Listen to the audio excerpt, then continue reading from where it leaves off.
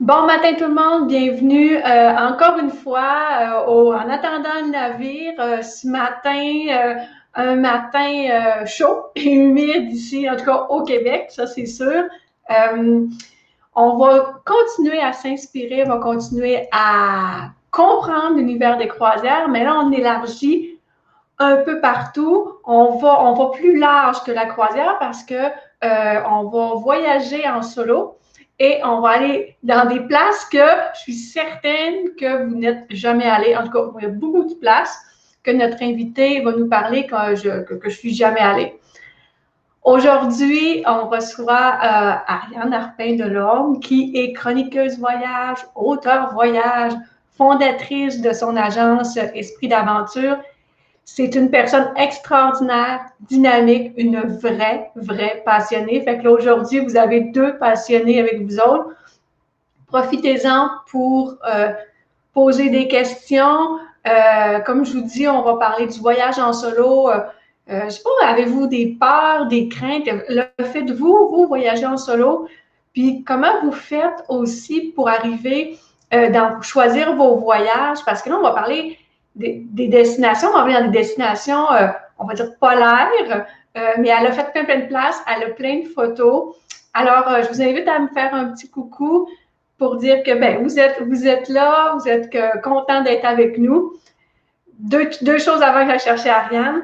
Ariane est très généreuse de son temps et ben, de ses livres aussi, parce qu'aujourd'hui, elle va en faire tirer deux. Alors, le premier, c'est celui-ci. Elles ont conquis le monde en solo. Où est-ce qu'elle va faire? Elle va le faire, elle va vous faire tirer. Celui-ci, on va peut-être lui mettre peut-être pour ceux qui vont partager la vidéo. Donc, tous ceux qui vont partager vont être éligibles à recevoir ce beau petit livre-là, justement avant de commencer l'été. Super. Et un des 5 livres qu'elle a écrit, Voir les animaux du monde. Celui-là, elle va certainement nous parler des croisières ou des aventures qu'elle a fait pour voir des animaux. Alors, celui-là, il va y avoir une question qu'on va poser après le live dans les discussions. Puis, vous allez pouvoir vous mériter. Mais c'est un magnifique livre. Alors, sans plus attendre, pourquoi pas aller la chercher tout de suite? Elle est prête. Alors, on va aller la chercher tout de suite. Allô, Ariane. Allô, allô. Bon matin. Bon matin. On se lève moins tôt les derniers mois. Donc, Oui, c'est moins dans mes habitudes. Ah, OK. Bon, on commence à prendre une certaine Oui, routine, en partir une, mais en rajouter un autre, là, oui. on va y arriver. Mais là, ce matin, justement, on va parler de voyager en solo, fait qu'on peut se lever à l'heure qu'on veut quand on est en solo. Oui, on peut faire ce qu'on veut.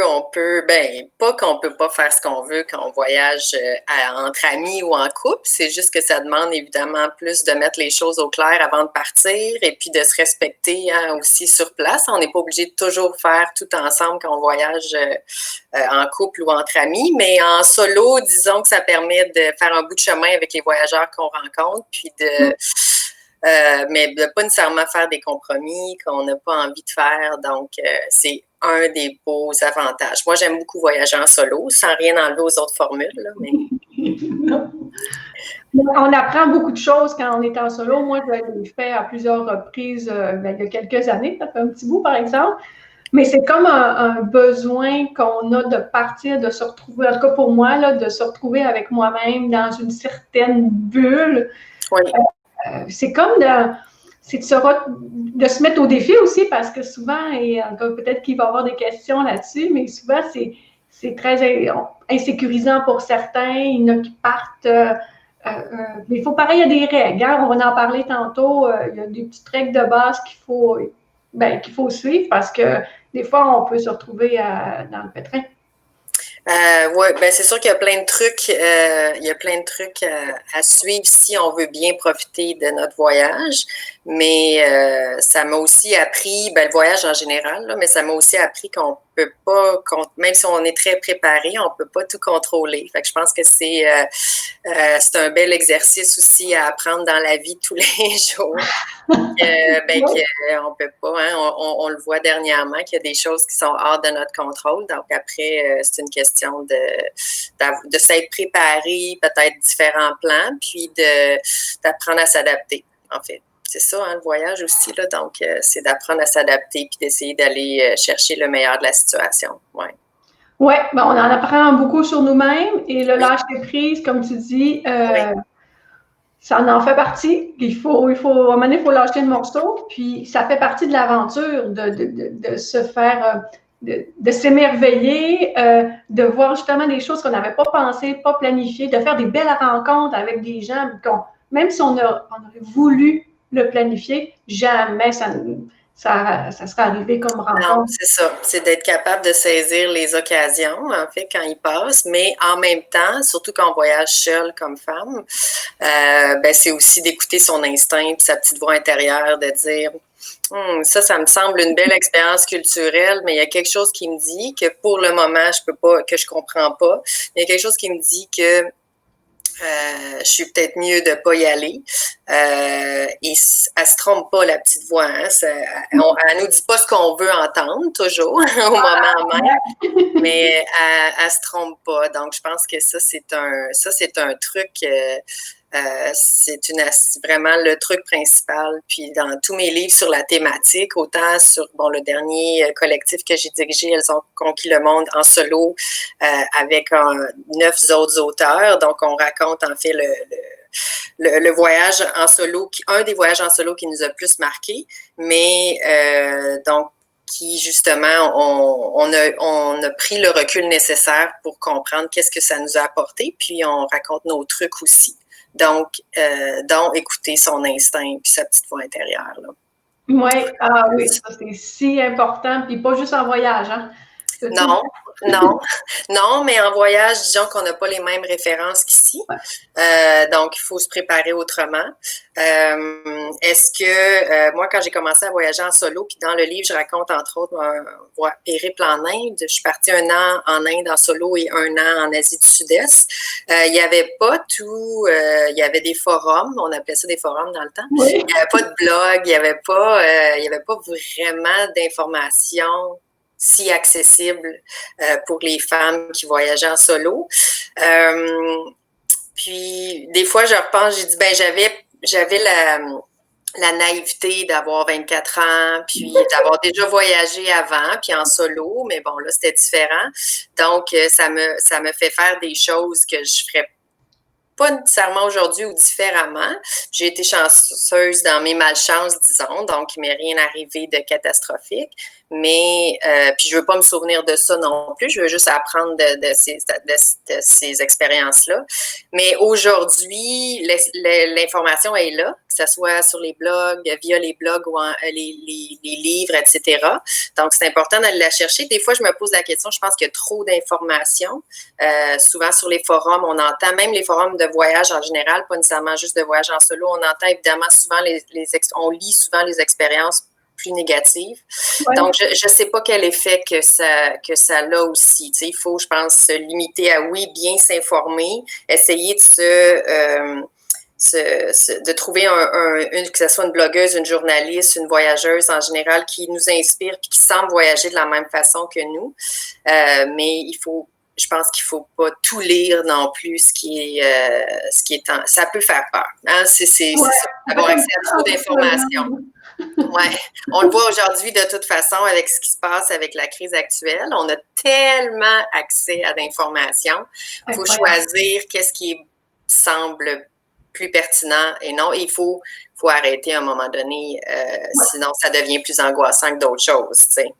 Donc, la limite, elle est fine, là, en restant bien informé, mais pas surchargé d'informations non plus, là. Bien, ce matin, on n'est pas toute seule, même si on parle de voyager en solo, entre autres. Fait que tu vois, il y a toujours Mélanie. Bonjour, Mélanie. Bonjour, Mélanie. Merci d'être avec nous. Toujours Thérèse qui est là. Bonjour. Bonjour, Thérèse. Sylvie. Sylvie, c'est toujours Les régulières. Oui, oui, mais c'est correct, c'est ça qui est le fun. Tu sais, j'ai hâte d'y retrouver le vendredi pour échanger dans tout l'univers des croisières. Je dis toujours que c'est la chaîne logistique. Tu sais, c'est pas une fois qu'on est juste sur le navire, c'est tout plein de personnes, très le côté très humain Oui. qu'il y a derrière. Puis tu sais, toi, t'en fais partie parce que le côté, dans l'introduction, je l'ai pas dit, mais un de tes plus grands rêves, c'est de fonder une école pour les femmes, c'est ça? Ben, soit, moi, je viens j'ai un background en coopération internationale. Donc, j'ai travaillé dans le temps, j'ai travaillé, là, j'ai l'air d'avoir 80 ans. Puis ça serait bien correct si j'avais 80 ans, mais dans le temps, j'ai travaillé bénévolement souvent, mais pour des longues périodes avec des projets auprès des enfants puis en environnement. Ma perception de la coopération internationale était très différente dans le temps. Aujourd'hui, malheureusement, on voit on voit davantage l'abus, on voit que c'est devenu un type de tourisme avec lequel je suis pas d'accord, surtout quand on touche auprès des enfants. Je crois que malheureusement, ça part tout d'une bonne intention, mais de rester à long terme sans avoir une formation particulière à apporter, ça peut causer plus de dommages que d'autres choses aux enfants, surtout si on travaille avec des enfants orphelins, etc. Et je dis pas qu'ils n'ont pas de besoin, mais des exemples qu'on voit au Cambodge, par exemple, ça crée le tourisme humanitaire, là, surtout avec les réseaux sociaux maintenant. Ça semble créer beaucoup plus de mal que de bien pour les enfants. Donc, j'encourage encore les gens à aller travailler en environnement, à aller travailler peut-être auprès des animaux. Je pense que l'éléphant va moins subir d'abandon peut-être qu'un enfant. Donc, je le conseille encore si on veut justement, on voyage en solo, par exemple, ou même en couple, si on veut rester plus longtemps à un endroit, rentrer en contact davantage avec les gens sur place. Il faut juste bien s'informer. Puis idéalement, évidemment, si on a une formation en agriculture ou en création, micro-entreprise, c'est préférable. Mais c'est le rêve. J'ai travaillé beaucoup dans le passé avec des projets, des associations qui aidaient les femmes et les enfants de la rue. Donc, pour leur montrer un métier en tourisme, en restauration, en hôtellerie. Dans le temps, j'avais pas d'études là-dedans. Donc, il y a d'autres. Après, j'ai eu des études en tourisme et maintenant, bon, les dernières années, j'ai enseigné le tourisme. Donc, aujourd'hui, j'ai encore le rêve je ne sais pas sous quelle forme, mais fonder une fondation ou aider davantage les associations qui le font déjà pour aider les femmes et les enfants de la rue. Alors, on ne peut pas leur demander d'arrêter complètement d'être dans la rue parce que c'est un revenu, hein, il ne faut pas se le cacher. On n'a pas les mêmes réalités. Non. Mais donc, et on ne peut pas leur demander aux enfants d'aller à temps plein à l'école. C'est pas la réalité non plus. Donc, essayer entre les deux, de moitié école, moitié formation, moitié emploi en tourisme, en restauration, en hôtellerie. C'est ce que j'aimerais. En ce moment, j'enseigne le plus au Québec, mais ce que j'aimerais plus tard, c'est utiliser mes études puis mon expertise en enseignement pour pouvoir faire ça. Ben, c'est tout à ton honneur. Écoute, ça en prend des rêves parce que. Oui. Pour se lever, c'est plus facile de se lever le matin avec des rêves. Oui. Et ça en est un super beau, très, très humain. Puis, tu sais, redonner au suivant, là, on en a beaucoup parlé. Essayer, on le fait, c'est sûr qu'il ne faut pas se le cacher, on le fait pour soi, là. On le fait aussi, c'est sûr que ça nous apporte aussi beaucoup la coopération internationale pour soi. Là, entre-temps, c'est une des raisons pourquoi j'ai créé Esprit d'aventure il y a 8 ans. Donc, c'est ma deuxième agence de voyage. Et une des raisons, c'était pour essayer financièrement d'aider des projets donc de coopératives de femmes, aussi conservation de la faune, de protection de l'environnement, parce qu'entre autres, on est spécialisé en organisation de safari en Afrique, d'observation de la faune. Donc, tous les voyages qu'on organise, il y a un petit montant d'argent, en fait, automatiquement qui va à ces projets-là. Donc, c'est tout en transparence, là. C'est pas au choix des clients, en fait, c'est un peu imposé, mais ça, je pense qu'ils sont tous contents de savoir qu'il y a un montant d'argent qui va aider à ces projets-là. Donc, c'est en attendant, ben pas en attendant, mais d'une autre façon. Oui, c'est ça. Au lieu d'aider moi-même à destination, ben, je pense qu'il y a énormément. Les gens savent évidemment sur place beaucoup plus quoi faire que nous. Ils sont sur place, c'est eux qui connaissent leurs besoins. Donc, c'est ce que, avec l'agence, c'est ce que j'essaie de faire aussi, là, d'aider ces projets-là. Puis, entre ton agence, ben là, c'est ça, tu fais des voyages en solo. Dans ta bio, tu as plus de 80 pays. Bravo. C'est pas une compétition, c'est qu'on me le demande des fois, puis ça m'est arrivé de le compter. J'aime aussi, il faut le dire, j'aime aussi retourner dans les mêmes destinations avec un second regard, aller voir des gens que j'ai rencontrés. C'est sûr qu'en travaillant, bon, le voyage, moi, c'est vraiment une obsession, là, depuis toujours, mais en travaillant dans l'industrie de différentes façons, ben, c'est sûr que ça nous permet plus de voyager. Donc, autant que je voyage bon, j'aime beaucoup voyager en solo, même si je suis en couple, je décide quand même de voyager en solo. C'est important pour moi que c'est rien contre mon partenaire, là, on va chercher des choses différentes, mais je voyage aussi beaucoup pour l'agence de voyage, donc pour assister à des congrès, pour me donner des nouvelles idées, rencontrer les partenaires sur place, les fournisseurs, etc.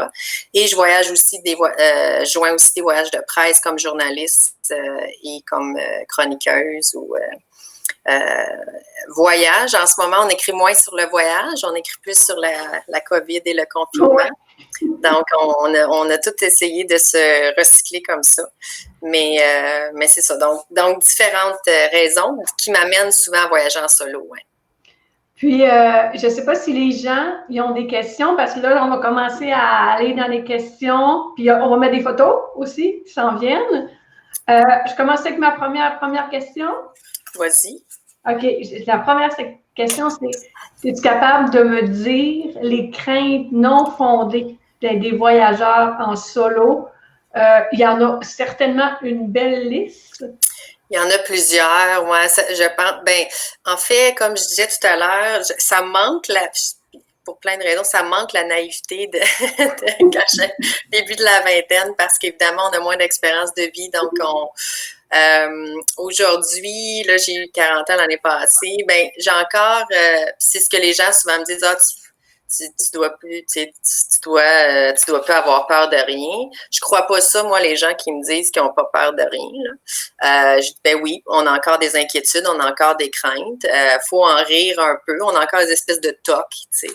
Je veux dire, je conseille les gens à l'agence comment faire leur bagage, mais tu sais, je sais toujours. Je veux dire, je suis très mauvaise pour faire mes valises. Je suis à la dernière minute aussi, tu sais, quand Denis m'a chaussée. Ouais. Donc, j'amène tellement de médication que je me sers même pas ici. Donc, j'imagine que ça cache une certaine inquiétude, en fait, tu sais. Donc, ça, il faut en rire, là, tu sais. Puis, surtout en même temps qu'on voyage en solo et on transporte ces choses soi-même, il n'y a personne pour nous aider, tu sais. On peut demander de l'aide, là, mais donc, c'est pas pour rien que j'ai une épaule brisée, blessée. Mais non, je pense que les craintes, en vieillissant, on a encore des craintes, pas nécessairement des peurs, mais des inquiétudes, parce que justement, on a plus d'expérience de vie, on sait ce qui nous est arrivé des choses, on sait qu'est-ce qui pourrait plus arriver. Par contre, il ne faut pas s'arrêter. Moi, je dirais que je conseille beaucoup depuis longtemps, je conseille beaucoup de femmes qui partent seules en solo. À l'agence, on offre aussi un service oui, on est spécialisé en organisation des voyages sur mesure en privé, mini-groupe thématique, mais aussi la consultation. Il n'y a pas beaucoup d'agences au Québec qui s'affichent offrant de la consultation. Donc, justement, pour les voyageurs qui partent, les femmes en solo ou à sac à dos, donc j'ai encore beaucoup de femmes qui partent pour la première fois. Et les principales préoccupations, c'est au niveau de la sécurité. Ouais. Donc, ça revient pas mal tout le temps.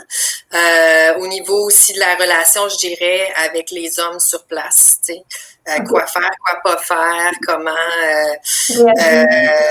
Et c'est rien contre les hommes, et évidemment, je veux pas généraliser, mais dépendamment des endroits, dépendamment de la culture, bon, évidemment, il y a et ça veut pas dire accepter, mais il faut comprendre qu'on est quand même invité dans le pays, donc faut ça veut pas dire accepter les attitudes, mais qu'est-ce qu'on fait justement dans l'immédiat pour se sentir mieux? Oui, c'est ça, sans se tirer sans impact, là, C'est ça, c'est ça. Puis profiter de son voyage. On va pas changer les gens. Il faut pas généraliser non plus. Mais donc, on discute beaucoup des trucs à faire par rapport à dans telle situation, si ça arrive, qu'est-ce qui pourrait être fait.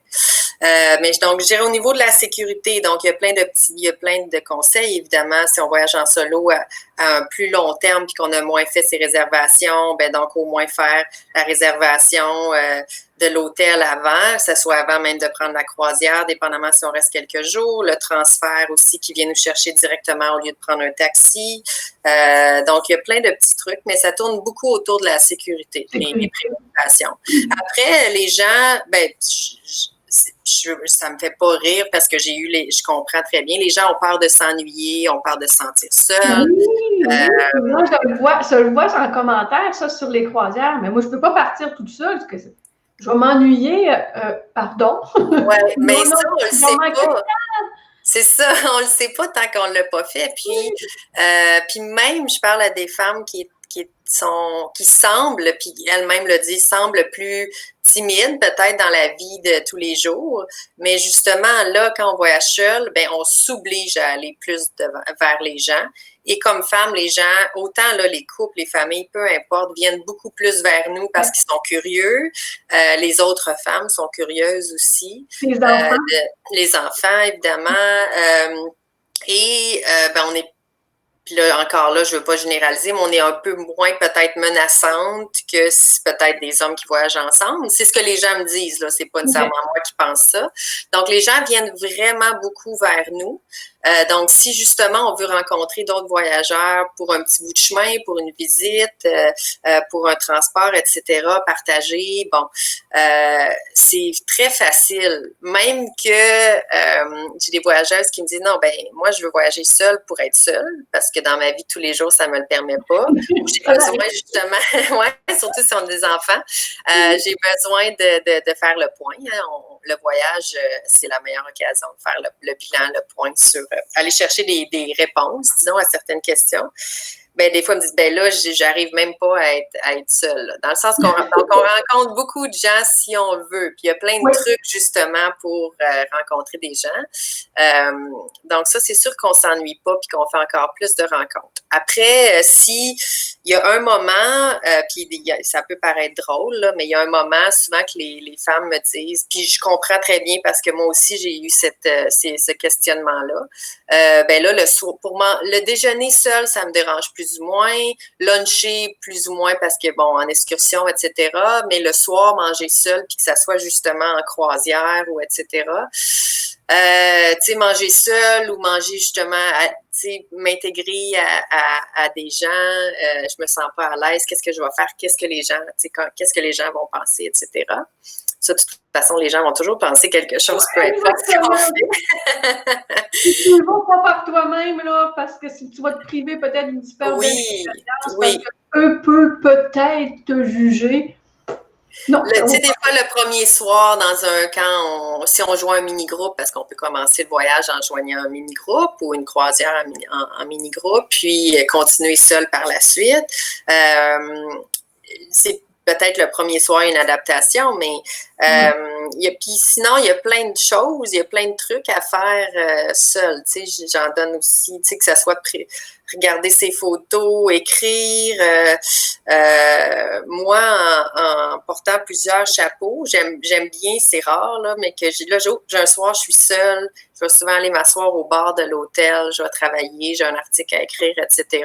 Je vais parler avec le barman ou avec les gens si je veux avoir des conseils, justement, trouver des petits bijoux d'endroits qui sont pas nécessairement dans les livres, mais finalement, j'ai pris plaisir à le soir être seule, même manger, manger dans ma chambre pour me préparer, parce que j'ai des choses à faire. Mais il y a plein de trucs, en fait. Donc, si on se prépare bien au niveau de la sécurité, on prend les informations à savoir qu'est-ce qui s'est fait peut-être, sur quoi faire attention, réserver certaines premières prestations, à moins que le voyage soit tout réservé. Mais sinon, il n'y a aucune inquiétude à se faire au niveau de s'ennuyer et d'être seul. Au contraire. On a une belle question ici de Sylvie qui demande quelle est ta plus belle rencontre? Rencontre avec des gens ou rencontre avec la faune ou rencontre... Peut-être une rencontre, on a des photos, c'est peut-être sur photo? Je sais pas. J'essaye, je dirais que dans mes voyages, puis là encore là, je veux pas généraliser, mais il y a certaines destinations, peu importe la culture, etc. Puis je veux pas porter un jugement, mais où c'est plus difficile de rencontrer les femmes parce qu'on les sont moins présentes à l'extérieur. Il y a une barrière de la langue des fois plus importante qu'avec les hommes, des fois qui sont mieux, qui sont peut-être plus éduqués, peu importe. C'est culturel, là, je veux pas porter de jugement, mais je recherche beaucoup à rencontrer les autres femmes sur place, à savoir, justement, puis même s'il y a une barrière, il y a des moments que j'ai des idées en tête, par exemple en Inde, où on se comprenait pas, là, on parlait au niveau du langage, mais et où les femmes étaient seules, donc sans leurs enfants, sans leur famille, sans leur mari. Et on a beaucoup ri, des moments de complicité. J'essaie vraiment de rencontrer les autres femmes, savoir un peu comment ils vivent. Puis là, on s'entend, là, on est à l'extrême. Donc, au début, quand j'ai commencé à voyager seule, bien évidemment, comme québécoise, moi, je viens aussi d'une famille où, bon, ma mère aussi... très libérée, etc. Et puis là, j'étais presque fière de dire, ben non, au Québec, on porte notre nom, on se marie pas, on n'a pas tout de suite d'enfants. Bon, ben, tu sais, quand je disais ça au début de la vingtaine, mais après, j'ai comme réalisé que c'était pas nécessaire, tu sais, je pouvais être fière de ce qu'on a acquis, ce que les femmes se sont battues pour nous ici au Québec. Puis sérieusement, il n'y a rien comme ça ailleurs, même en Europe, à mon avis. C'est vraiment particulier. C'est pas parfait, mais c'est vraiment particulier au Québec. Mais je voulais... j'ai réalisé que ça mettait une barrière trop grande. Notre monde était un peu trop différent. Donc là, j'ai commencé à parler. Ben oui, tu sais, ben oui, je veux des enfants. Puis ben oui, je suis mariée ou tout ça. Pas nécessairement mentir, mais juste... essayer un peu de modifier peut-être la réalité ou de ne pas parler de certaines choses pour qu'ils peut-être se ressemblent plus, comment je pourrais dire, s'identifient un peu plus à moi, tu sais, qu'on ait des choses en commun pour pouvoir ouvrir la discussion. C'est ça, c'est de ne pas arriver en imposant notre propre bagage. Non. C'est comme, tu sais, c'est comme avec les enfants, des fois, t'attends que la question arrive. Ouais. Tu réponds, tu attends de voir si la réponse. Des fois, c'est correct, il vire de bord. Oui, c'est vrai. C'est la même chose, t'attends. Là, s'il aborde la nourriture, puis toi, ton mari, il est où? Là, tu vois, c'est qu'ils sont pareils curieux, donc intéressés à toi. C'est ça. Fait que il faut y aller dans cette optique-là. Je vais mettre des photos de toi. Oui, bien, si on parle des excursions. Oui, ben, je t'ai envoyé des photos de profil. Ça, c'est en Antarctique. Donc, j'ai eu la chance, en fait, ben c'est ça. J'ai la chance de faire quand même quelques croisières. Moi, j'aime beaucoup personnellement, puis c'est ce que je propose aussi à l'agence, les styles expédition où il y a possibilité de faire différents sports si on le souhaite. Et aussi vraiment en plus petits navires, là, 20, 50, 100 personnes maximum, pour différentes raisons. Là, je ne porte pas de jugement sur les autres types de croisières, mais moi, c'est beaucoup ce que j'aime. Et j'étais pas nécessairement tout de suite prête à aller découvrir le monde polaire. Il y a différents, donc l'Antarctique à partir donc de l'Argentine et l'Arctique, donc dans l'archipel des îles de Svalbard qui appartient à la Norvège, donc vraiment là, au nord de la Norvège. Je n'étais pas nécessairement prête à vivre ça. C'est un petit peu moins accessible, c'est sûr, financièrement.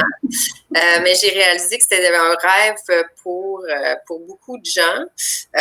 Et là, on laisse tomber l'idée, je veux pas partir en voyage puis avoir froid, parce que souvent, c'est ce que, comme Québécois, c'est pas ce qu'on recherche. Tu sais, bien habillé, on y pense même plus après, là. Je veux dire, les paysages sont tellement extraordinaires, l'observation de la faune est magnifique. J'ai fait du camping en Antarctique, donc soit on pouvait le faire en tente ou creuser, là, vraiment, puis là, j'ai dormi dans mon sac de couchage dans la neige, en kayak. Donc, on pense même plus au froid, là. C'est pas le même genre de froid. C'est autre chose, là. Et j'ai eu la chance de le faire. Donc, ça aussi, c'est en Antarctique. J'ai eu la chance de le faire l'année passée, en fait. Donc, 3 semaines en Antarctique et puis 2 semaines en Arctique. Donc, l'Antarctique, donc, c'est bon de décembre à mars, oui. Et puis l'Arctique, donc, juin, juillet, août, surtout, là. Donc, selon les saisons. Donc, je suis très chanceuse d'avoir eu la chance de le faire. Puis, je devais cette année, j'avais justement monté un groupe de femmes en Arctique pour le mois d'août. Puis on sait ce qui est arrivé, tout est annulé. Donc, peut-être le remettre l'année prochaine. Mais ça fait effectivement partie de deux beaux coups de cœur. De se réveiller au milieu des icebergs, moi, ça m'était jamais arrivé. Donc, après, il faut bien choisir aussi sa croisière d'expédition. Donc, ça, c'était aussi peut-être une question, mais avant de répondre à l'autre question, je disais ce qui est important, autant, puis c'est sûr que ça demande de vraiment beaucoup de mieux s'informer, mais ce qui est important pour moi, puis aussi pour l'agence, c'est ce qu'on on s'entend, là, voyager, c'est pas juste prendre l'avion, c'est pas très éco-responsable. Après, bon, c'est un choix. Il y a plein d'autres actions dans la vie quotidienne qu'on peut faire pour compenser, qui ne compensent pas complètement l'avion, on le sait.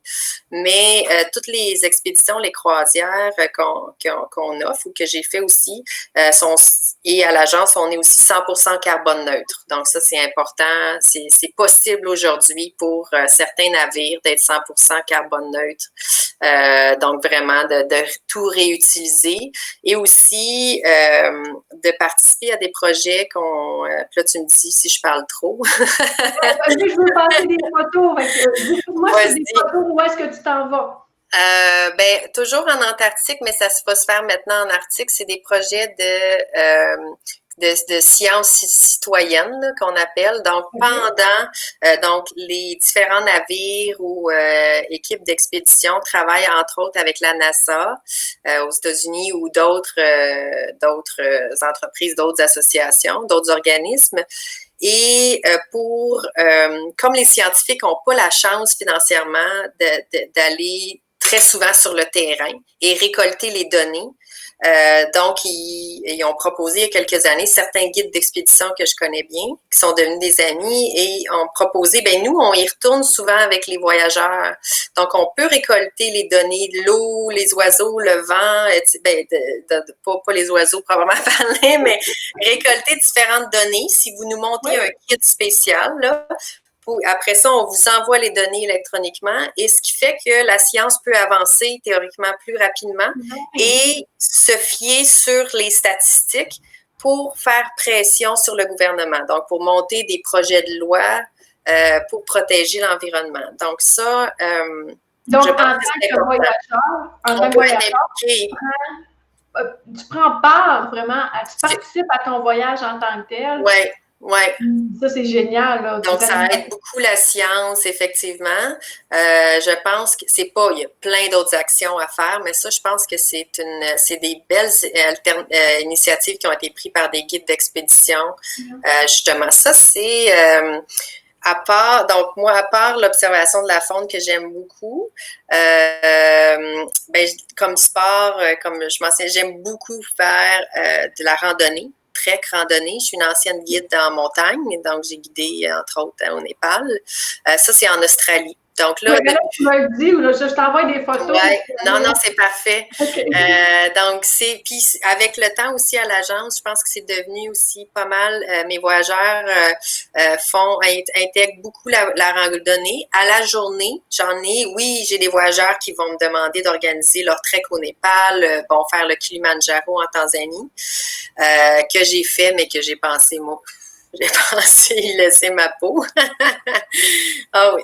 Puis, mais c'est donc la randonnée à la journée. Donc ça, je l'intègre presque dans tous mes voyages. Là. On a parlé plutôt du voilier, là, si possible. Oui, attends, une photo du voilier. Mais aussi randonnée et aussi plongée sous-marine. Donc, il y a des croisières auxquelles j'ai participé justement que de plongée sous-marine. Donc, et la plupart des bateaux l'offrent, que ce soit en apnée, en plongée. Ça, c'était la photo qu'on voit, c'était en Islande, dans je suis en apnée, là, en plongée en apnée, et c'était en Islande et je suis allée seulement une fois en Islande, quand même, c'est quand même bien, mais en hiver, il faisait froid, et c'était dans la fissure de Silfra, donc entre les deux continents, si on veut, l'eau était très, très froide, très claire. Il n'y a rien qui y vit vraiment, mais là, on plonge en dry suit, mais bon, j'avais les mains, les lèvres bleues. Donc, c'était froid. C'était froid. J'ai appris à plonger en Asie du Sud-Est, puis je plonge pas au Québec. C'est apparemment merveilleux, là, ce qu'on peut voir en plongée au Québec, mais c'est trop froid pour moi. Ouais, est-ce que l'eau était un petit peu plus chaude avec? Ouais, en Australie. Je l'ai fait aussi au Mexique, mais en Australie. Donc, encore là, c'est important autant de nager. Donc, ça, c'est un requin-baleine qui n'est pas un requin ni une baleine. Puis, j'ai eu la chance de le faire avec les baleines aussi minke en Australie. Ça aussi, c'est la limite en l'observation de la faune, puis pour mieux la comprendre, puis la respecter et l'envahir, je suis loin là, sur la photo. Je sais que la photo, j'ai l'air d'être à côté, mais je suis quand même loin. Là. C'est parce que c'est dépendamment comment la photo a été prise, mais la limite est fine par rapport à l'observation de la faune. Puis je me pose les questions à chaque jour par rapport à est-ce qu'on l'envahit, jusqu'où il faut aller pour mieux la comprendre, la respecter, choisir des compagnies des fournisseurs, justement, des partenaires qui respectent les lois. Donc, par exemple, nager avec les baleines en Australie, pour l'instant, c'est une expérience extraordinaire, mais les bateaux n'ont pas le droit d'aller où les baleines sont. C'est les baleines qui viennent au bateau ou non. Et ça, c'est important. La différence à Tonga, où je suis pas allée, mais où on peut nager avec les baleines à bosse, c'est pas tous les fournisseurs qui respectent, qui les poursuivent un peu. Donc ça, évidemment, on veut pas encourager ça, mais la limite, elle est fine là, par rapport à l'observation de la faune. Il faut faire attention.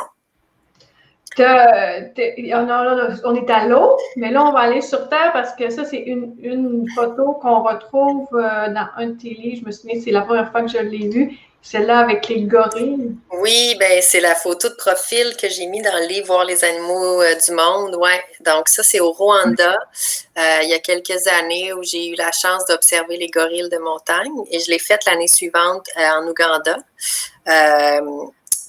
J'ai pleuré, mais je pleure tout le temps.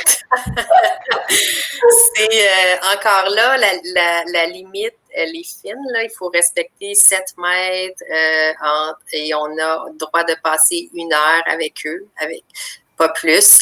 Il y a beaucoup de débats par rapport à l'observation de la faune, si on devrait complètement les laisser seuls ou non.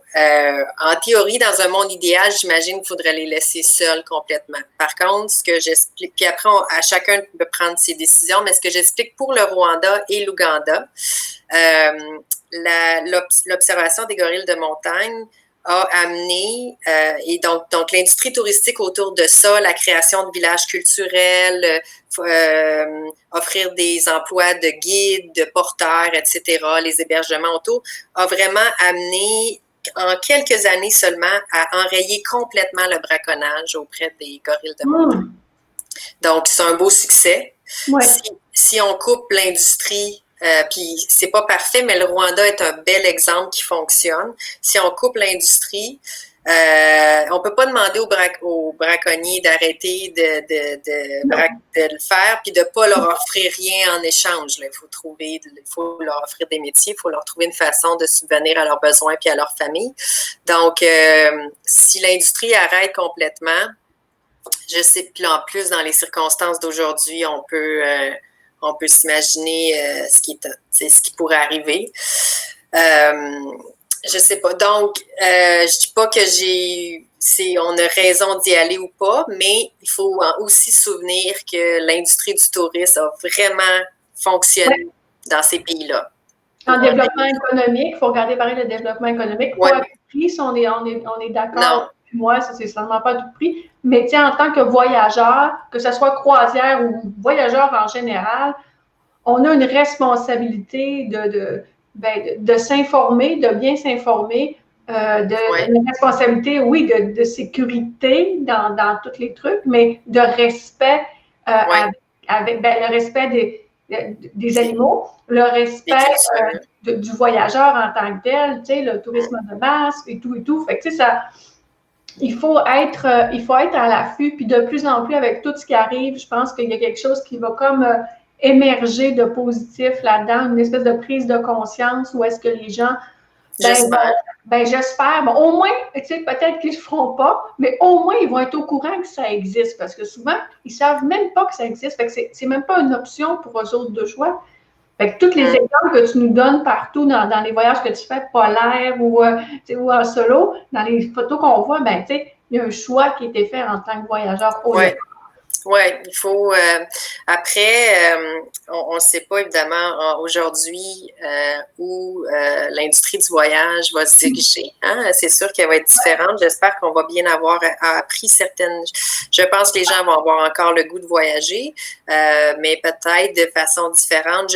On ne sait pas.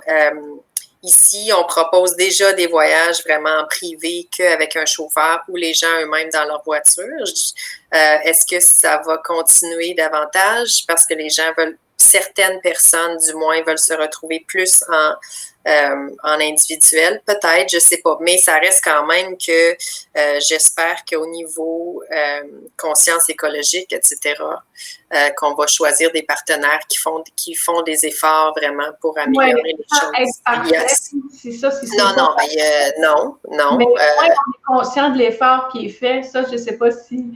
Ça, c'est en Namibie. Donc, en Namibie. Donc, j'ai eu la chance de beaucoup voyager dans l'Afrique australe, là, donc Afrique du Sud, Namibie, Botswana, Chute Victoria au Zimbabwe et surtout aussi en Afrique de l'Est. Là, on parlait Kenya, Tanzanie, Éthiopie, Ouganda, Rwanda.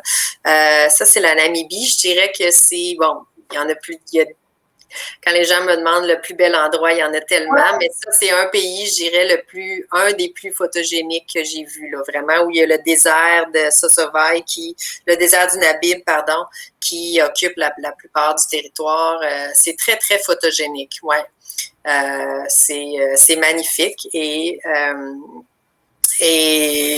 on y va pas seulement pour faire des safaris animaliers. Je pense qu'on y va aussi beaucoup pour rencontrer les gens différents peuples qui vivent de façon plus traditionnelle. Encore là, il faut faire attention de comment les choses sont faites. Hein. Il faut essayer de pas les rendre dépendants. Il faut que ça leur apporte quelque chose en retour, évidemment. Donc, je regarde, Céline nous disait qu'elle était là, Céline Paquette, mais je pense que c'est quand tu as montré la photo de l'Australie. Oui. C'était peut-être ça. Attends, je te vois ici en Australie. Ça, c'est Oui, ben moi, il faut dire que j'avais, puis on change de sujet, mais j'avais beaucoup, non, c'est bien correct, j'avais une des peurs, ben comme beaucoup de gens, j'avais beaucoup le vertige, en fait. Okay. Mais je suis pas du style à m'arrêter à quelque chose, donc j'ai vraiment réussi, ça veut pas dire que ça marche à tout coup, mais à vaincre mon vertige avec l'escalade. Mais après ça, effectivement, en Australie, en Nouvelle-Zélande, c'est des destinations où c'est possible de faire aussi plusieurs, je dirais, activités un peu plus extrêmes. Ça, c'est, on peut s'imaginer, là, c'est à Sydney, on voit l'opéra, mais c'est une activité quand même qui est très touristique, là, qui est très populaire. C'est de monter, en fait, le pont. Le pont. Oui. T'étais-tu en solo? Tu voyageais-tu en solo à ce moment-là? Oui. Tu vois, c'est pas empêché de faire un activité. Non, c'est ça. Puis là, il y a Et puis, c'est sûr que la chance qu'on a aussi de voyager, soit des fois comme comme média, donc comme blogueuse ou journaliste ou chroniqueuse ou en congrès, c'est que tout le monde veut qu'on essaie leurs produits pour les vendre.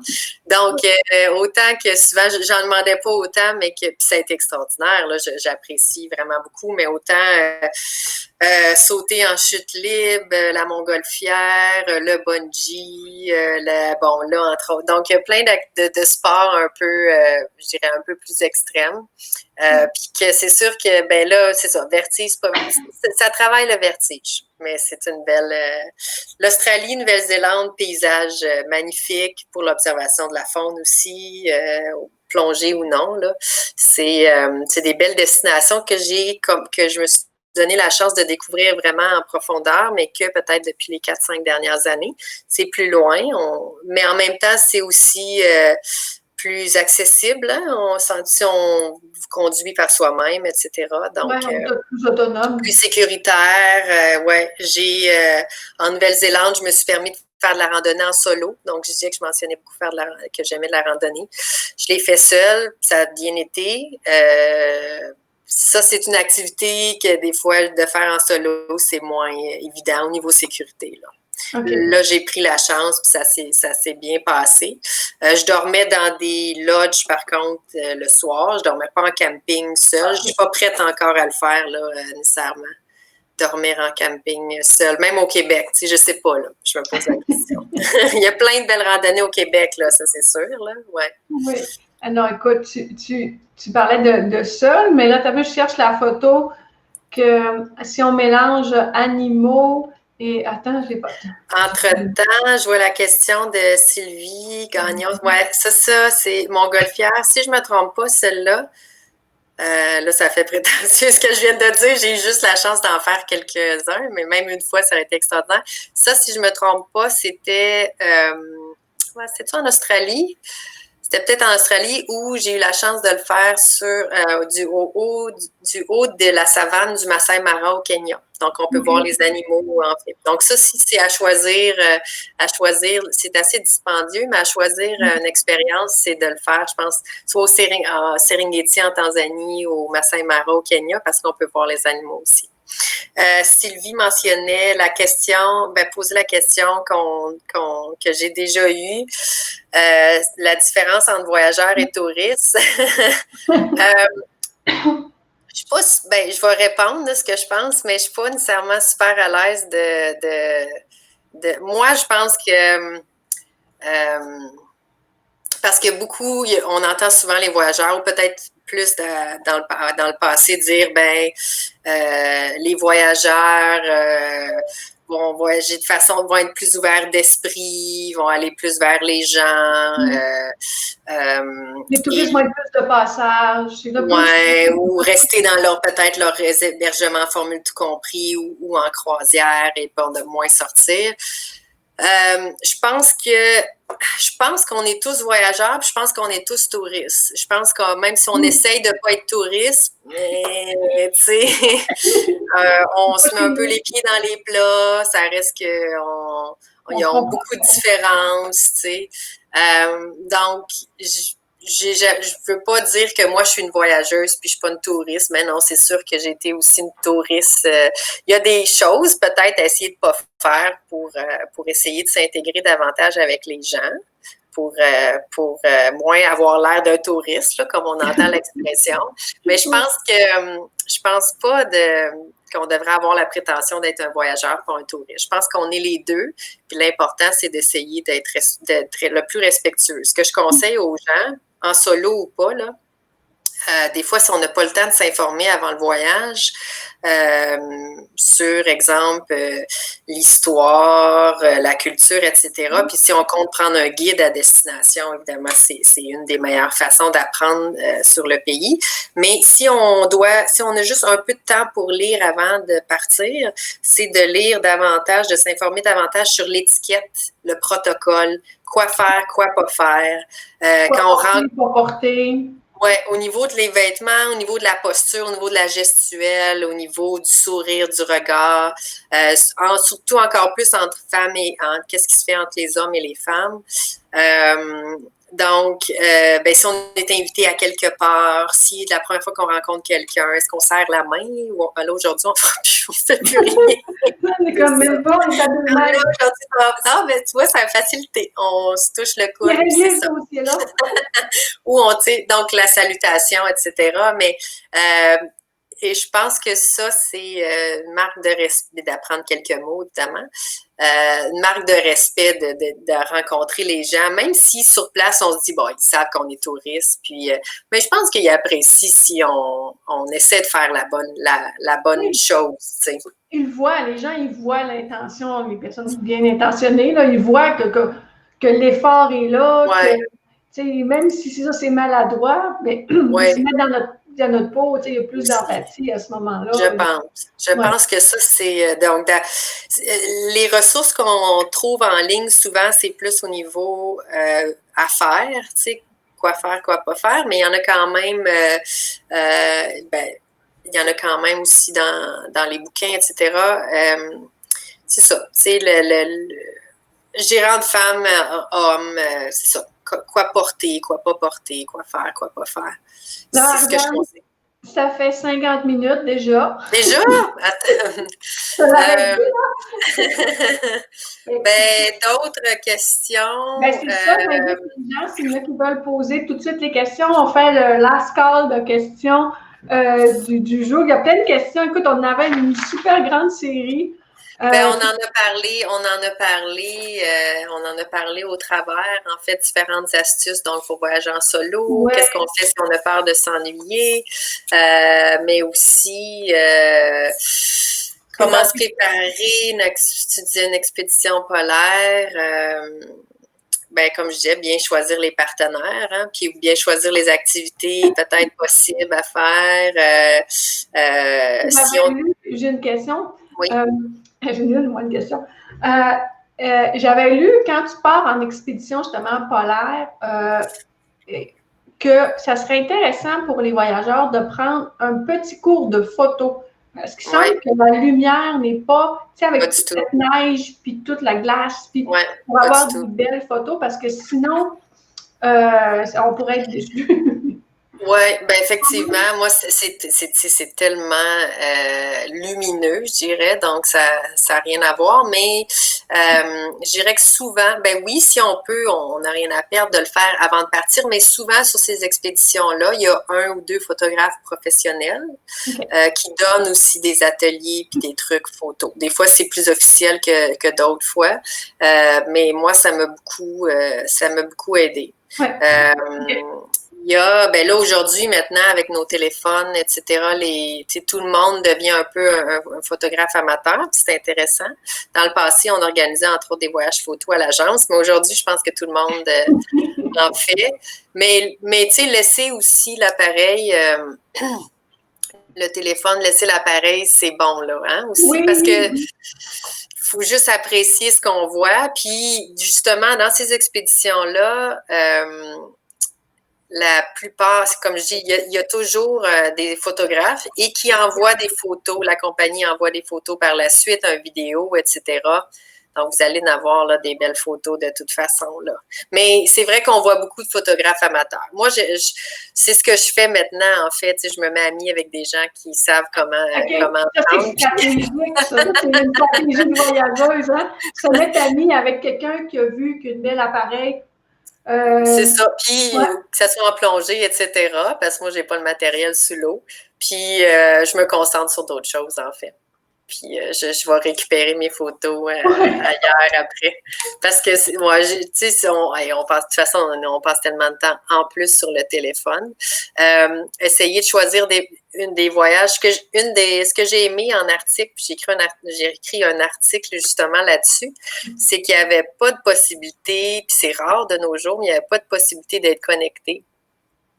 Wi-Fi, tout ça. Il y en avait en Antarctique qui était assez dispendieux, mais moi, j'essaie de toujours rester connectée à cause du travail. Là. Mais en Arctique, c'était pas possible. Et mon Dieu, que ça a été merveilleux.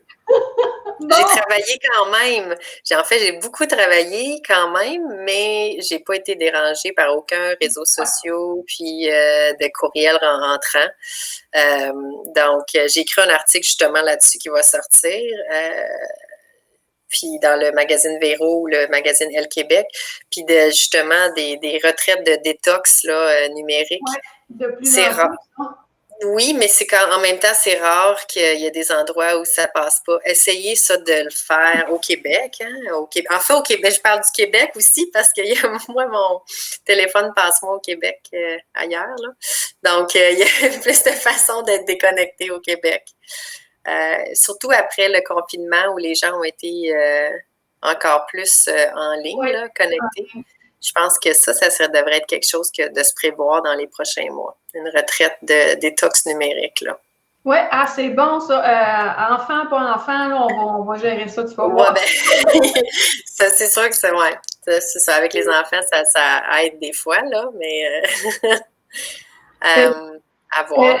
S'il n'y a personne qui a d'autres questions, on va clore notre discussion. Ça fait déjà une belle heure qu'on discute. Écoute, on n'a même pas passé la moitié de tes photos. Il y en avait-tu une absolument là, que tu voulais je sais pas, tu pourras, je sais pas, c'était un peu... là, avec tes éléphants. Ça, c'est au Sri Lanka, oui, entre autres. T'sais, donc, on n'a pas besoin de les monter. Là. On sait que c'est très dommageable pour eux. Pour la colonne, c'est la partie la plus sensible. Puis aussi parce que les éléphants qui sont utilisés pour faire des balades, ils ont été enlevés de leur mère jeune et torturés, il faut le dire. Là. On le sait, tu sais, je l'ai fait en Thaïlande. Je ne vais pas me cacher que je ne l'ai pas fait. Je l'ai fait en Thaïlande il y a presque 20 ans. Puis on parlait pas, puis je veux pas me justifier, mais on parlait pas de tourisme durable à l'époque. Mais là, aujourd'hui, on a l'information. Là, je suis désolée, il y a comme pas de raison de le faire. Là. On peut les observer à distance. Puis, ils sont aussi beaux. Peut-être juste rementionner les livres. Ça, c'est le dernier collectif livre que j'ai dirigé qui s'appelle Elles ont conquis le monde en solo aux éditions de l'Homme. Et donc, on est 10 auteurs qui racontons notre plus beau voyage en solo, puis on donne plein de trucs. Donc, c'est un très beau projet. Ça se lit super bien. C'est comme un beau petit livre là, qui fait beau là, sur le patio. Là. C'est facile. En attendant de repartir, c'est ça. Puis on se voit, c'est super bien raconté. Puis on se voit partout dans plein de places, des places que je connaissais même pas. Excellent. Puis aussi, ce qui est peut-être intéressant à dire, c'est parce que souvent on entend les gens dire Ah mon Dieu, vous êtes donc bien courageuse de voyager en solo. Bien, ce livre-là, puis je vous dirais que la plupart d'entre nous, avant de partir dans ces voyages-là, on sortait d'une grande dépression, on était en deuil, ou professionnel ou d'une personne, etc. Donc, on n'était pas des superwomen, là. On l'est pas plus aujourd'hui, mais je veux dire, on était dans des périodes plus vulnérables. Ouais. Et finalement, le voyage a été, entre autres, a beaucoup apporté, mais a été, entre autres, bénéfique, limite, même thérapeutique. Libérateur, annonceur d'un nouveau chemin. C'est pour ça. On a parlé au début sur trouver soi-même. Tu sais, faire le point, puis se prouver juste des fois, là, tu sais, fermer des portes, en ouvrir d'autres. Exact. Et l'autre livre, parce qu'il y en a d'autres, vous irez voir sur les réseaux sociaux. Mes réseaux sociaux, surtout Instagram personnel, c'est Esprit d'aventure MTL. Donc, c'est mon Instagram personnel. Mais celui-là, voir les animaux du monde. Donc, 50 itinéraires de rêve autour du monde. J'ai aussi participé à Voyage gourmand, en fait, 50 itinéraires autour du monde. De rêve aussi, donc, il y a quelques années, dans le même principe.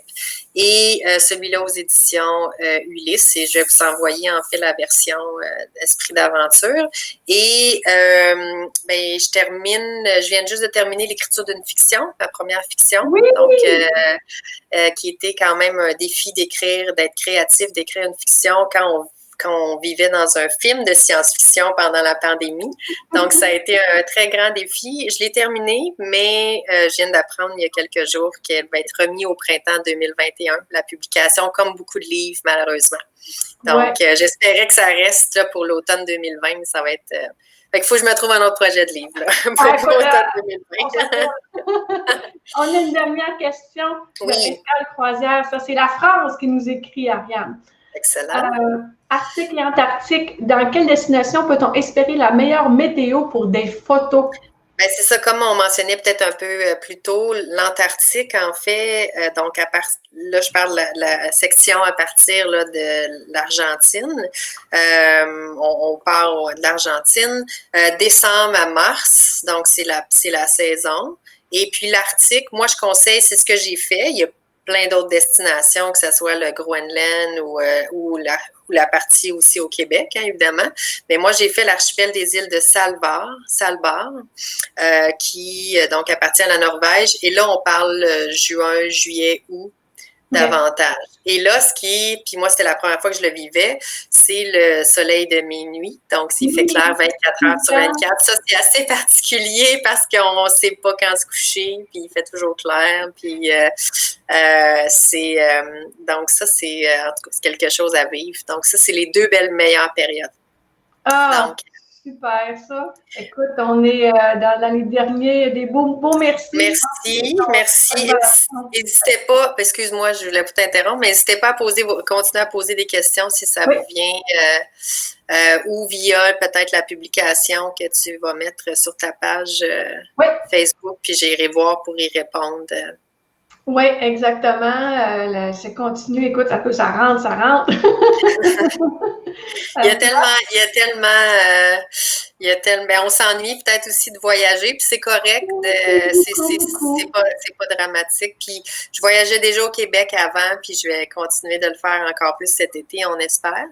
Mais c'est sûr, quand ça fait partie de notre mode de vie de voyager, ben c'est sûr que c'est un peu, c'est un peu un deuil, mais ça va reprendre. Oui, ben c'est ça. Ça réajuste quelques affaires. Là. On est comme. On est juste en attendant. Là. On attend le navire.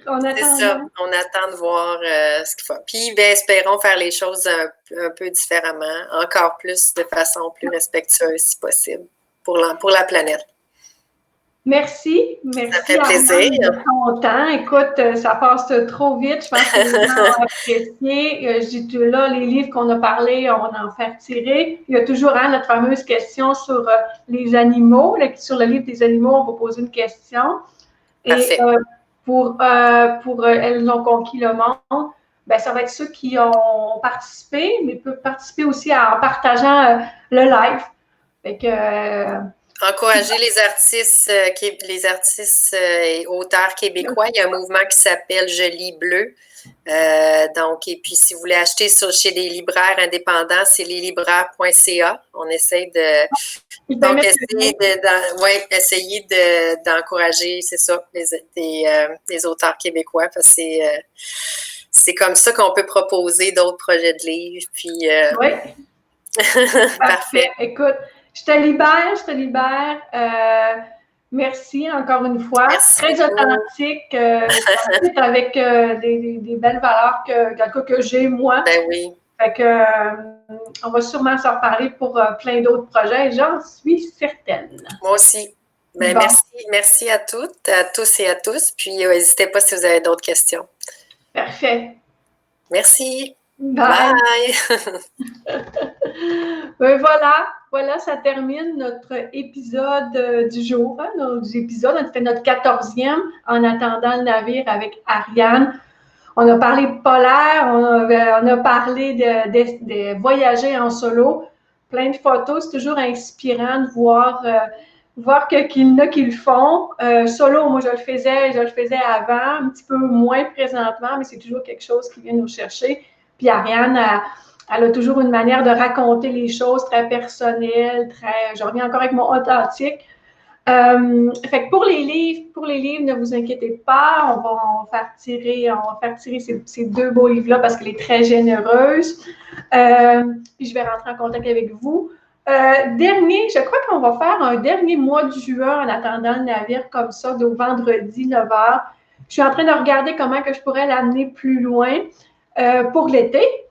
Mais la semaine prochaine, je vous garde une petite surprise parce que là, on commence le mois de juillet et je sais qu'il va en avoir un épisode jusqu'à la fin. Enfin, j'en ai 4, alors je vais vous attendre déjà vendredi. Suivez les posts, suivez la page de Miss Croisière. toujours multifroisière.com. Puis je vais vous, tout de suite après le live, je vais mettre tous les liens, les libraires indépendants, Ariane, toutes ces choses. S'il y a quelque chose qu'on peut vous aider, vous me le dites, ça me fait plaisir d'être avec vous. Puis, passez encore une fois un excellent week-end. Soyez, comme d'habitude, toujours prudents. Passez du bon temps et faites attention à vous parce que moi, je veux vous voir la semaine prochaine. Bye!